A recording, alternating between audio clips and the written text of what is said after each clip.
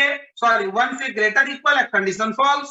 False का मतलब इसे बाहर, बाहर क्या है, a of i plus 1, i plus 1 means i means 0, 0 plus 1 means 1, यहाँ पे किसको रख दो, k को रख दो, k का मतलब यहाँ पे 40 को रख दो। यही तो था इंसर्शन में, यही तो करते थे, 40 को इधर ले आए, 50 को इधर कर दिए।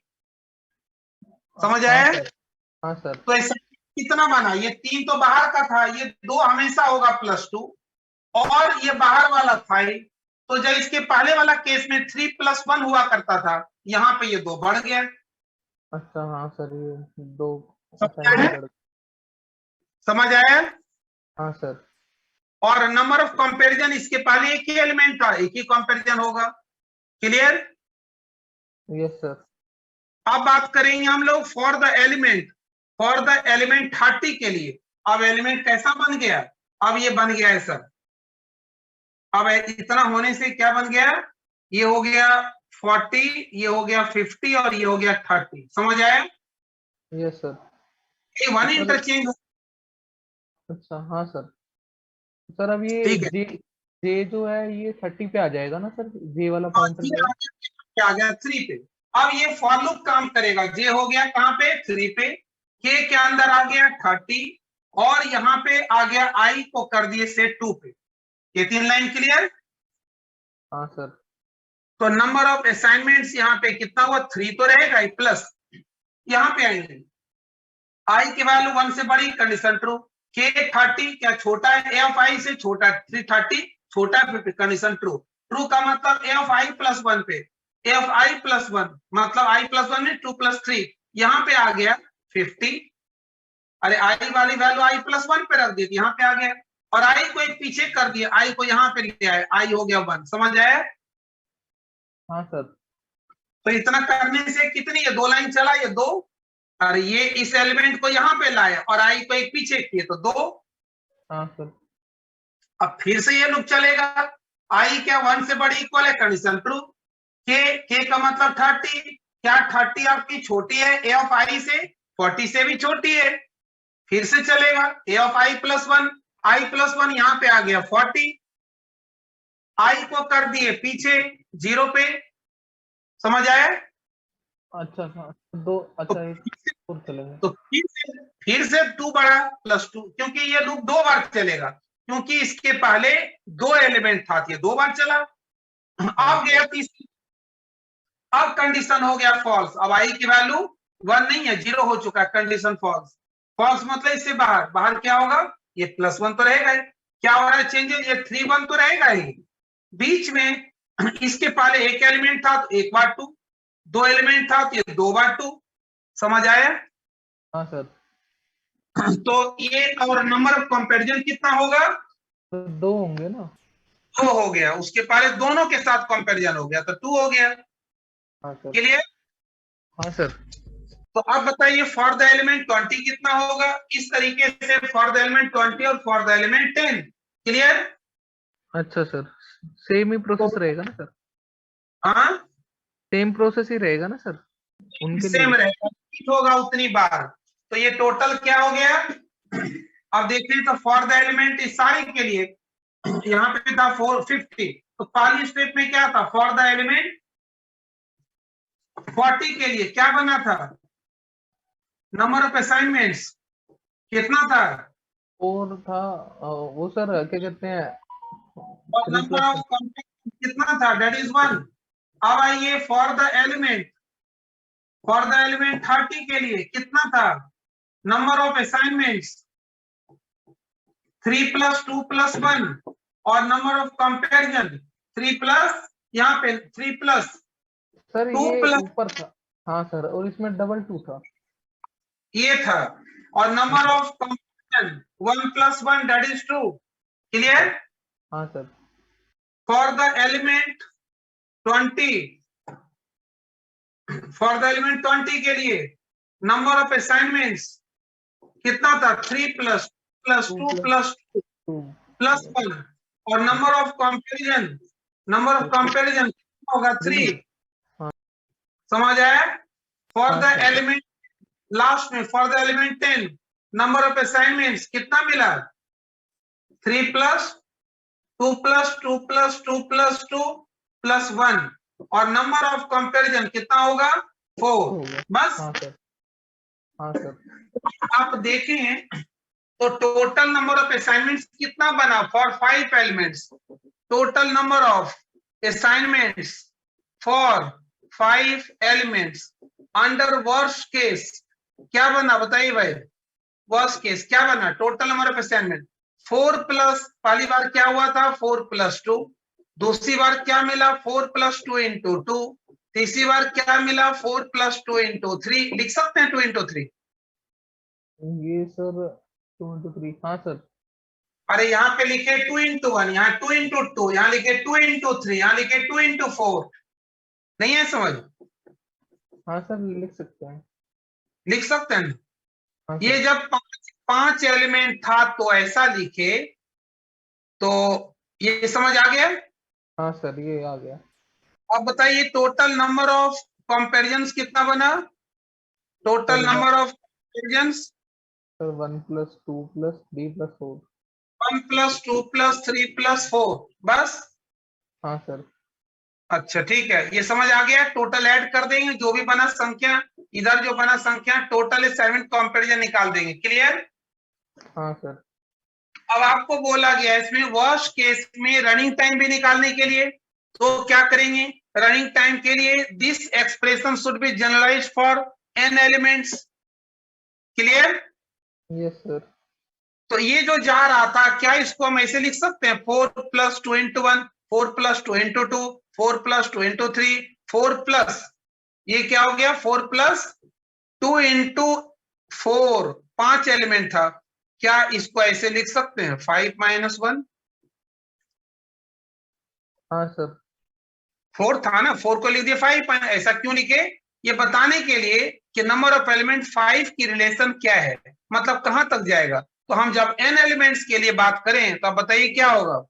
Total number of assignments for n elements क्या होगा अंडर वर्स्ट केस।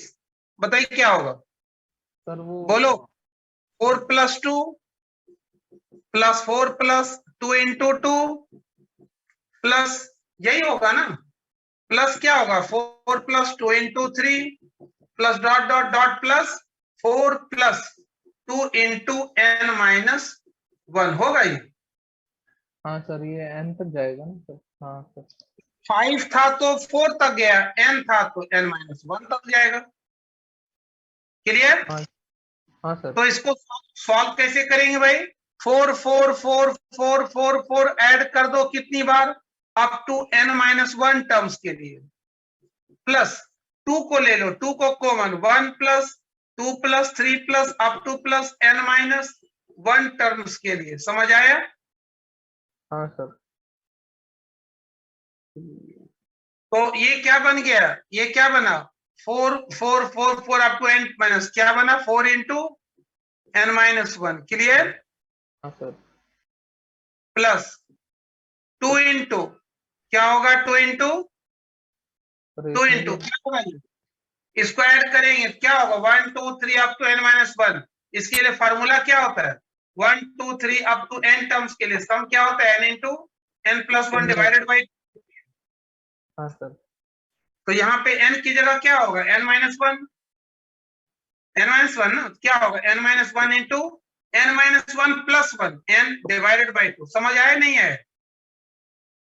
ये सर अच्छा n। सर ये अभी तो आप सर n into n+1 कह रहे थे। देखो यार ये समझ आया कैसे लिखे पहले ये समझ आ गया। सर ये तो आ गया। ये आया कि नहीं आया पक्का बताओ। सर आ गया ये तो। ये आ गया अब यहां तक। हाँ सर, ये तो आ गया सर ये। 4 4 4 4 को अलग कर दिए n माइनस n माइनस देखो 4 को हम 3 बार ऐड करते हैं तो लिख सकते हैं 4 इंटू 3। हाँ सर। तो यहाँ पे 4 को n माइनस 1 टाइम्स ऐड करना है क्या लिखेंगे n माइनस 1 टाइम्स। तो क्या लिखेंगे इसको 4 इंटू n माइनस 1। ये क्लियर। हाँ सर। और 2 वाले को अलग कर दिए 2 into 1 2 into 2 2 into 3 2 into 4 2 into n minus 1। 2 को बाहर 1 2 3 अप टू n माइनस 1। ये यहां तक क्लियर। हाँ सर। तो इसकी जगह तो ये लिख दिए। अब इसकी जगह फार्मूला क्या होता है तुम्हारा, ये फार्मूला होता है जब यहाँ पे 1 2 3 अप टू जब n हो तो इसके लिए फार्मूला होता है n इंटू एन प्लस 1/2 होता है। हाँ सर। और जब अप टू ये 1 2 3 अप टू n-1 हो तो क्या होगा, n की जगह n-1 पुट करो, n-1 n-1 plus 1 divided by 2 होगा। हाँ सर।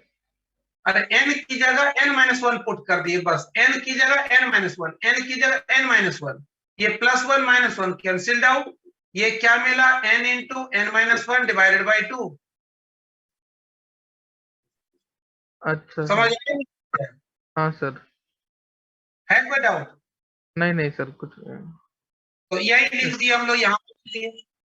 अब ये हाँ 2 सर। 2 कैंसिल, क्या मिला 4 into n-1 plus n-1 into n, इसमें दोनों में n-1 कॉमन है तो निकाल लो n-1 कॉमन, क्या मिला इधर 4 प्लस n, ये मिला। मल्टीप्लाई करना चाहते हो तो मल्टीप्लाई ही कर दो, कोई दिक्कत, तो मल्टीप्लाई कर दो सीधा, क्या हुआ 4n-4 plus n square minus n, क्या हो गया n square plus 3n minus 4। ये समझ आया? n स्क्वायर माइनस, हाँ सर, आ गया सर। मल्टीप्लाई कर दिए सीधा, n हाँ into sir. n n minus हाँ n सर। स्क्वायर 4n में एक n चला गया 3n, ये निकला number of total assignments for n elements under worst case using insertion sort algorithm. समझ आया? हाँ सर। अब हम बात करेंगे इसी में नंबर ऑफ कहां चला गया, नंबर ऑफ कंपैरिजंस की फॉर n एलिमेंट्स क्या होगा बताइए, इसको नोट डाउन कर लिए? हाँ सर, ये कर लिया। ये सर वो स्क्रीनशॉट ले लिया सर इसका। तो बस ठीक है, वो लिखा हुआ सबके पास, वो नोट वो कर लेना, ले लेना। हाँ सर। अब हम बात कर रहे थे इसमें नंबर ऑफ कंपैरिजंस कितना बनेगा, नंबर ऑफ कंपैरिजंस, तो नंबर ऑफ कंपैरिजंस कितना बनेगा वह for n elements for the for such list as the given one, ठीक है, using insertion sort under worst case क्या बना बोलिए, पहली बार वन कंपैरिजन, दूसरी बार 2, तीसरी बार 3, चौथी बार 4, तो ये कहां तक जाएगा 5 मतलब 4 तक गया, ये जाएगा अप टू n-1 टर्म्स। तो इसको अभी तो हम देखे थे इसको n-1 n-1 प्लस 1 मतलब n डिवाइडेड बाई 2। अच्छा हाँ सर। हाँ सर, ये तो वही चीज आ गई। वही आ गया, हाँ क्लियर? सर। तो हाँ ये सर। क्या बना, ये बना तुम्हारा n square by 2 minus n by 2, clear? हाँ sir. Now total assignment plus comparison, assignment plus compare, ये हम इस तरीके से लिख रहे हैं कि शायद पढ़ नहीं पाएंगे आप, लेकिन एक अंदाज लगा लेंगे। क्या हो गए असाइनमेंट के लिए, क्या बना था, क्या इक्वेशन बना था असाइनमेंट के लिए? Sir total number of assignment के लिए हाँ क्या भी लिखे थे? सर वो n n स्क्वायर स्क्वायर, वो सर +3n करके कुछ था ना सर अभी। प्लस या माइनस कुछ था, जो भी था वो +3n। लिख, हाँ सर, -4 कैसे करके था क्या था सर नहीं याद है ना? हाँ सर, थोड़ा दिमाग से निकल गया। तो चले जो भी है वो लिखिए और plus n square by 2 minus n by 2 कर दीजिए, ठीक है? ठीक है सर।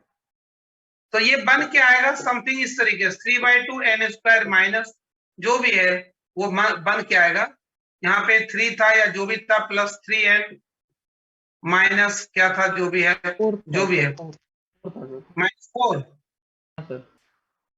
ठीक है? तो इसको माइनस करेंगे तो ये क्या होगा 5/2n माइनस 4, ये होगा सॉल्व करने के बाद। हाँ अरे सर। 3n 3 रुपीज और हाफ रुपीज माइनस हो गया तो 2.5 रुपीज बचा ना, 2.5 का मतलब क्या होता 5/2, हाँ नहीं सर। ऐसा, ये प्लस 2.5/2 प्लस का होगा। और यहाँ जो भी यहाँ पे देख लेना, जो भी ऐड कर लेंगे ना। अब इसमें रनिंग टाइम क्या हो गया, running time is big of n square, answer clear? अरे ये क्या है, क्वालिटी की क्वेश्चन है, क्वालिटी हाँ in terms of n square, n square answer. अच्छा सर। यही तो लिखते हैं, यदि ये लीनियर होता तो लिखते बिग ओ एन। अच्छा सर, वो सर क्यूबिक इक्वेशन को देख के लिखते हैं क्या सर? हाईएस्ट पावर, वेरिएबल्स की हाईएस्ट पावर। अच्छा सर, हाँ इसमें एन स्क्वायर है, क्यूबिक होता तो सर एन की पावर 3 होती ना। एन क्यूब और कुछ नहीं, कोई कांस्टेंट नहीं लेते हैं। अच्छा ठीक है सर। Hello sir. इसीलिए इसीलिए रनिंग टाइम निकालते समय आप उसमें एल्गोरिथम के हर एक कंपोनेंट को एनालाइज भी करेंगे तो ये चेंज होगा, लेकिन वो जो आंसर आएगा वो सेम आएगा। क्यों? अरे ये एन स्क्वायर 3/2 की जगह कुछ और कांस्टेंट होगा, यहाँ पे कुछ और होगा, यहाँ पे कुछ और होगा, कोई बात नहीं, आंसर फाइनली यही होगा। ठीक है सर। हाँ बोलो, सर, क्या बोले तब? सर मैंने ग्रुप में एक क्वेश्चन भेजा है सर, इंसर्शन का ही है, वर्स्ट केस का सर। सर चेक कीजिए तो सर, ये मतलब सर ये इसमें थोड़ा अलग ही तरीके से किया हुआ है सर, समझ में नहीं आया सर वो, सर एक बार देखिए सर। किया हुआ आंसर मत देखो, आंसर तो खुद करो तुम। नहीं सर, आंसर नहीं है वो, हमारे तरीके से तो वो सर हो जा रहा है, लेकिन सर उसमें जरा देखिए सर कैसे किया हुआ है, मतलब सर थोड़ा बहुत ही तो उसका आंसर हम बोले ना, आंसर नहीं देखना है। सर, उसमें आंसर नहीं, उसने direct big O N square मंगाया है सर, टाइम कॉम्प्लेक्सिटी बस, लेकिन सर थोड़ा समझ में नहीं आया, एक बार देखिए ना सर आप। क्या है बोलो, क्वेश्चन तो हमको लिखवाओ। ग्रुप में है सर, ग्रुप में भेज दिया है मैंने। वही तो क्वेश्चन क्या मतलब कौन सा शॉर्ट कौन सा लगाना है, इस पे भी तो डिपेंड करता है ना। इंसर्शन शॉर्ट है सर। अच्छा चलो 1 मिनट। सर सॉल्व नहीं करना, बस बताइए सर कैसे हुआ है वो, बस वही थोड़ा समझ में नहीं आया क्या सर, निकाला, उसने रनिंग कैसे किया है या असाइनमेंट निकालना है, कंपैरिजन निकालना है, क्या निकालना है? सर? उसने 6 सिर्फ 7 मतलब 9। रनिंग टाइम निकाला है सर, उसका आंसर है पूरा sir big O N square sir, running time. 1 minute, running time तो वही होगा, बिग ओ एन हाँ इसका सर। निकाले तो। सर वो निकाला कैसे, जरा वो देखिए ना सर, वो कैसे j इक्वल टू 1 पे 2 1 प्लस 1 कर दिया, फिर 1 मिनट, j इक्वल टू 2 अरे पे ऐसे कर करके किया है सर। लिखने दो यार, लिखने दो, ये तो रॉन्ग है, ये रॉन्ग रिप्रेजेंटेशन। ये तो देख के जीरो कर देगा। ये क्यों कर देगा जीरो, पता है क्यों करेगा?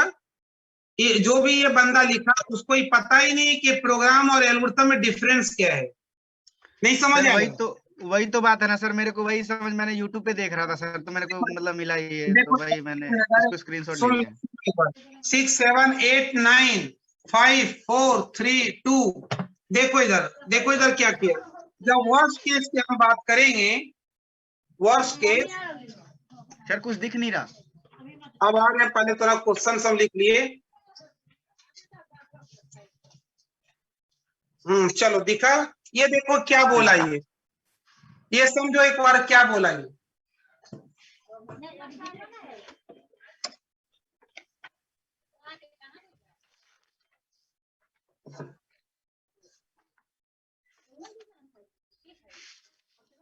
देखो ये बोला पहले वर्स्ट केस, ठीक है।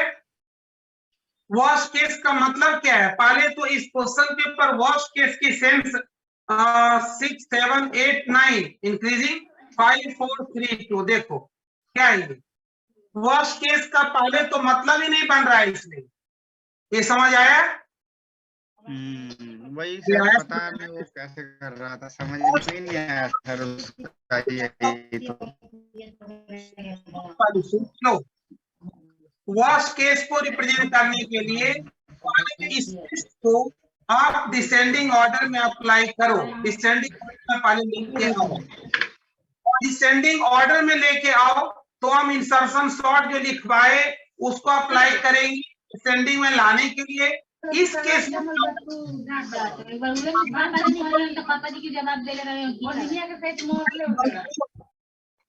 अरे माइक बंद कर लो भाई, माइक बंद कर लिए। चलो यस सर। देखो तो यहाँ पे हम क्या कर रहे हैं कि वर्स्ट केस का पहले ऐसे लिस्ट के लिए एप्लीकेबल नहीं है, मतलब डायरेक्ट अप्लाई नहीं कर सकते, कर सकते अप्लाई। क्या करना पड़ेगा, अब सुनो इसमें क्या क्या हो सकती है, सारी फैसिलिटी सुनना एक बार। इंसर्शन सॉर्ट जो आपको एल्गोरिथम लिखवाए वो एल्गोरिथम था to take a given list of elements in ascending order, not in descending order. पहली चीज कंफर्म होना चाहिए आपको, ये समझ आया? Yes sir. वो जो एल्गोरिथम आपको लिखवाए वो डिसेंडिंग ऑर्डर में लाने के लिए नहीं है। सॉर्ट में हम दो तरीके से कर सकते हैं, असेंडिंग और डिसेंडिंग, लेकिन हम लोग जो सॉर्ट किए, जो आपके पास इंसर्शन सॉर्ट की एल्गोरिथम है वो आपकी असेंडिंग के लिए है। यदि हम उसको अप्लाई करेंगे वर्स्ट केस के लिए तो क्या करेंगे भाई, आपकी लिस्ट डिसेंडिंग में होगी तभी हम उसको अप्लाई करके वर्स्ट केस पे पहुंचेंगे। और यदि आपके पास लिस्ट असेंडिंग ऑर्डर में हो, लाइक 2 3 4 5 6 7 8 ऐसी हो, और आपको कोई बोले कि इसमें वर्स्ट केस एनालिसिस रिप्रेजेंट करो, का मतलब क्या सेंस बनता है, डिसेंडिंग ऑर्डर में लाने के लिए बनता है। क्या लिस्ट बनेगा, डिसेंडिंग में बनेगा। डिसेंडिंग ऑर्डर में लाएंगे तभी ये वर्स्ट को रिप्रेजेंट कर पाएगा। ये समझ आया? Yes sir. Yes sir.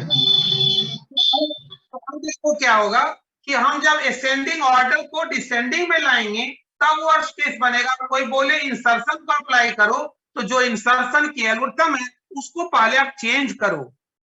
क्या चेंज करेंगे, तो जहां पे हम ग्रेटर की बात कर रहे थे वहां पे लेस के लिए सर्च करेंगे। नहीं है समझ में? अरे एल्गोरिथम को फिर हम उल्टा देंगे, एल्गोरिथम को पहले चेंज करके और फिर अप्लाई करेंगे तब वो वर्स्ट केस में से रिप्रेजेंट कर पाएगा, डिसेंडिंग ऑर्डर में लाने के लिए एप्लीकेबल हो पाएगा। तुम असेंडिंग ऑर्डर में था और असेंडिंग ऑर्डर वाली एल्गोरिथम को भी अप्लाई कर दिए तो वर्स्ट केस रिप्रेजेंट नहीं होगा। नंबर ऑफ असाइनमेंट कंपैरिजन जो मिलेगा वो मिनिमम टू मिनिमम मिलेगा, और मिनिमम टू मिनिमम का मतलब वर्स्ट केस नहीं होता, वर्स्ट बेस्ट केस होता है। ये सारी सिनारियो समझ आ रहा है? हाँ सर आ रहा है। Yes sir. समझ आ रहा है? सर ये जैसे सर ये 6 7 8 9 सर ना ये असेंडिंग में है ना ये डिसेंडिंग में है, तो सर इसके लिए पहले कोई सॉर्ट लगा। तो इसीलिए तो बोले कि पहला काम इसके ऊपर एक सॉर्टिंग टेक्निक अप्लाई करो, कोई भी सॉर्ट अप्लाई करो। सॉर्ट अप्लाई करके पहले इसको डिसेंडिंग में ले आओ। जैसे ये देखो 5 4 3 2 है, तो इस पार्ट के लिए आप एक अलग लिस्ट में ट्रांसफर कर लो, इसलिए इजी होगा, और फिर उसको मर्ज कर दो, और नहीं तो पूरे एलिमेंट को रहने दो एक साथ और पूरे के ऊपर अप्लाई करके डिसेंडिंग ऑर्डर में कन्वर्ट कर लो। समझ आया?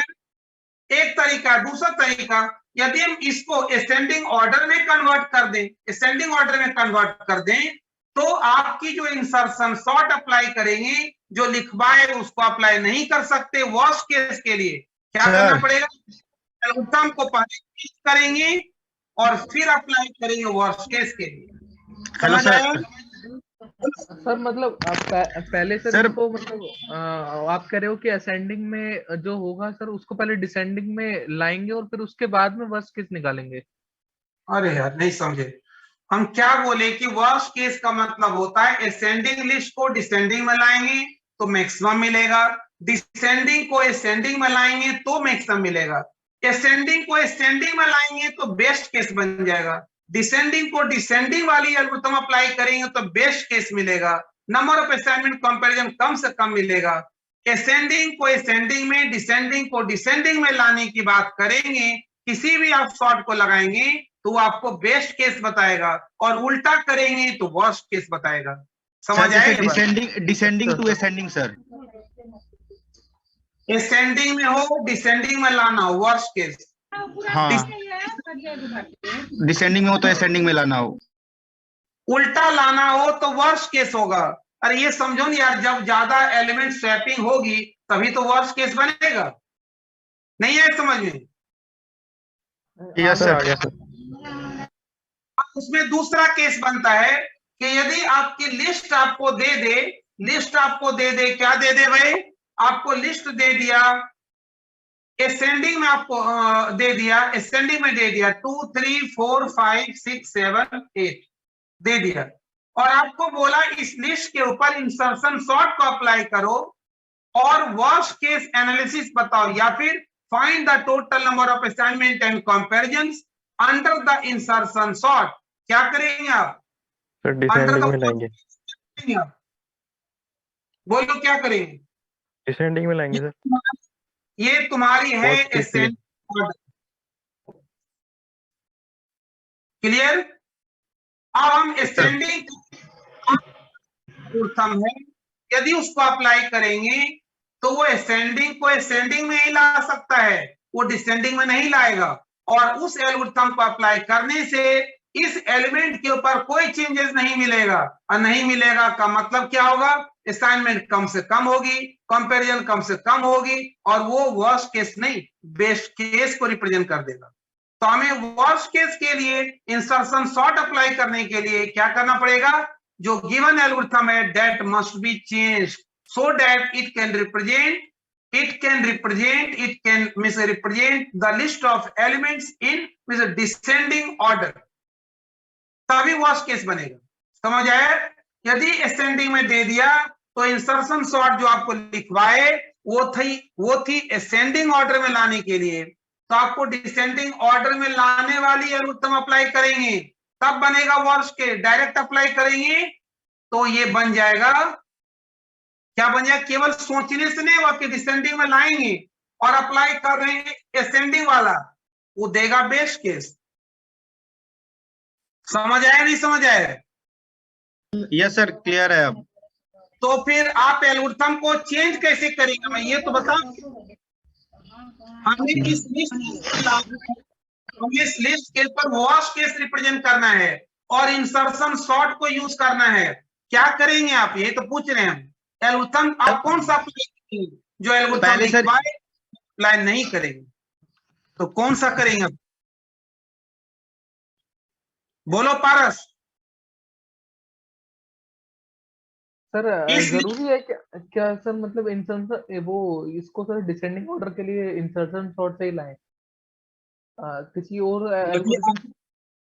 हाँ, तो आप किसी से भी करो, जो भी आपको एल्गोरिथम लिखवाए वो सारा का सारा एल्गोरिथम असेंडिंग ऑर्डर के एल्गोरिथम है, तो आप किसी को भी अप्लाई कर देंगे वो असेंडिंग ऑर्डर में करेगा। और असेंडिंग में पहले से था, फिर असेंडिंग ऑर्डर वाले एल्गोरिथम को अप्लाई कर दिए तो वो क्या देगा? It will give you minimum number of assignment and minimum number of comparison and that will represent finally best case not worst case. समझ आए? हाँ सर। किसी भी एल्गोरिथम को अप्लाई करोगे बाय डिफॉल्ट जो एल्गोरिथम आपके पास होता है, जो बुक में मिलेगा, वो असेंडिंग ऑर्डर की एल्गोरिथम है। तो आपको यहाँ पे बोला वर्स्ट केस एनालिसिस बताओ, क्या करेंगे आप? डायरेक्ट अप्लाई कर देंगे, रॉन्ग हो जाएगा। समझ आया? तो एल्गोरिथम को पहले आपको चेंज करना पड़ेगा। क्या चेंज करेंगे, कैसे चेंज करेंगे? बोलो भाई, अरे बोलो, अरे बोलो, एल्गोरिथम को कहां पे चेंज करेंगे? अरे जहां पे कंपैरिजन आप करते थे लेस के लिए, वहां कंपैरिजन करेंगे, ग्रेटर के लिए करेंगे सर। नहीं है समझ में? आगे सर।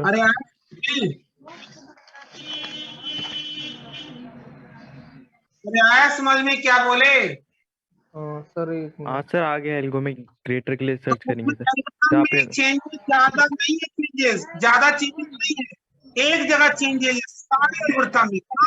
कैसे सर? ये k इक्वल जो k नहीं था, जो हमारा k लेस देन ai था सर, वहां पे चेंज होगा sir. Less than that of जो कर रहे थे उसको कर देंगे ग्रेटर देन हो जाएगा सर, आई, बस, और कोई चेंजेस नहीं। तुम करके देखो अब वर्स्ट केस क्या बनेगा, लिखो। ये क्या बनेगा भाई? डिसेंडिंग ऑर्डर के लिए सब जगह सारे एल्गोरिथम के अंदर तुमको और ध्यान क्या रखना है? ऑर्डर को चेंज करना, एक जगह साइन बस। डिसेंडिंग ऑर्डर की यदि हम बात करें तो ये क्या बनेगा? J2 to n होगा। अंदर क्या लिखते हैं हम लोग? इसको हम लोग क्या चलाए थे? फॉर लूप चलाए थे, फॉर लूप। अंदर क्या लिखते हैं हम लोग? k के अंदर a ऑफ j को लाते हैं, i को हम लोग j-1 करते हैं, और यहाँ पे हम लोग while लूप चलाते हैं, i की value greater than that of 1 लिखते हैं, and k is greater than that of a of i। समझ आया? तो सर ये डिसेंडिंग ऑर्डर का है ना सर? ये थी तुम्हारी एल्गोरिथम था, वो असेंडिंग का था, कि हम डिसेंडिंग के लिए चेंज कर रहे हैं, हम चेंज बता रहे हैं कि आप कौन से हम अप्लाई करेंगे, आंख बंद करके मत अप्लाई कर देना, रॉन्ग हो जाएगा। अच्छा सर, आपको तो करने के समय ध्यान रखना है कि जब हम लोग वॉश केस की बात कर रहे हैं और लिस्ट ऑलरेडी असेंडिंग में है, तो हमें डिसेंडिंग में लाना ही वॉश केस बनेगा। और डिसेंडिंग में लाने के लिए डिसेंडिंग में लाने वाली एल्गोरिथम कौन सी है, तो सारी एल्गोरिथम आपके पास असेंडिंग ऑर्डर की है, तो डिसेंडिंग ऑर्डर की पहली एल्गोरिथम को फॉलो करना पड़ेगा। तो उसके लिए फॉलो कर दिए। जहां पे हम लिखते थे लेस देन दैट ऑफ, वहां पे क्या लिखेंगे आप, ग्रेटर देन दैट ऑफ। समझ आया? एक मिनट भाई, एक मिनट।